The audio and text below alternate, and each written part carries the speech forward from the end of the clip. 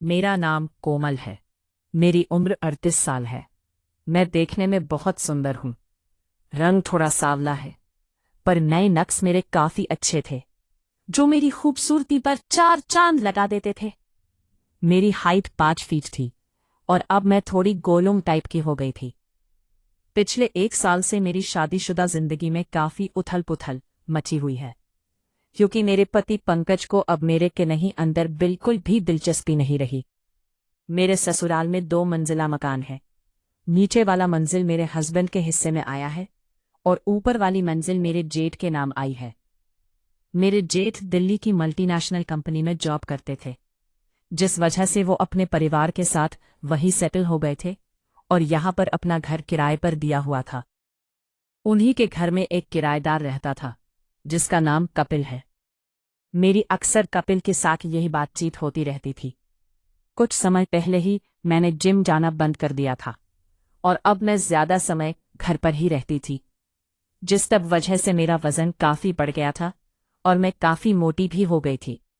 भले ही मेरे पति मुझ पर मुझसे खफा हो गए थे, पर मेरे अंदर प्यार की चाहत ने पूरी तरह मुझे बेचैन कर दिया था। कपिल का जब आमना सामना होता था, तो वो मेरे से बात करने के बस बहाने ढूंढता था। करीब 2 महीने भी इसी तरह बीत गए। मेरा पति मुझसे बहुत ज्यादा खफा हो गया था और इन 2 महीनों में मैंने अपने पति के साथ एक दिन भी प्यार नहीं किया था। मुझे लगता है शायद इसी वजह से मैं कपिल के साथ बहुत ज्यादा घुलने मिलने लग गई थी। इसी अकेलेपन की वजह से मैं कपिल की तरफ खींची चली जा रही थी। मेरा पति का ध्यान तो मेरी तरफ बिल्कुल भी नहीं था। वो मेरे साथ घर के कामों में बिल्कुल भी हाथ नहीं लगाते थे। पहले तो बड़ी खुशी के साथ वो सभी कामों में हेल्प कर दिया करते थे। मेरा पति दिन भर घर से बाहर रहता था और शाम को बहुत लेट से घर आता था, तभी उनसे लिपट जाया करती थी और अब अपने मन के सारी बातें उनके शेयर भी कर देती थी और वो झट से मेरा इशारा समझ जाया करते थे।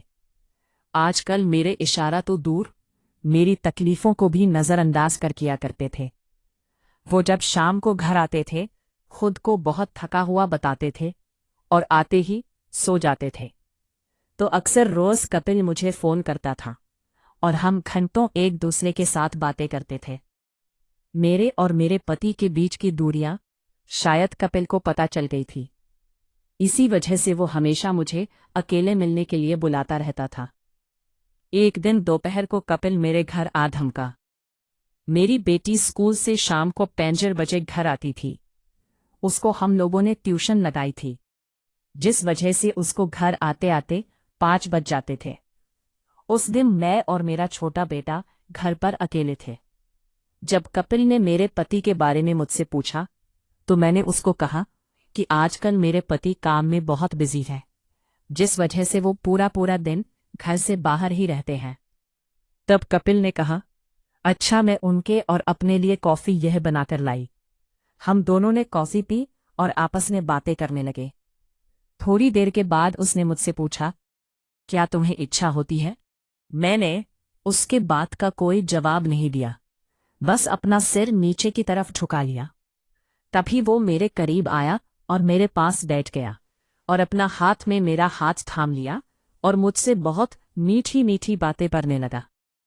उन्होंने मेरे हाथों को सहलाना शुरू कर दिया ताकि मैं मान जाऊं।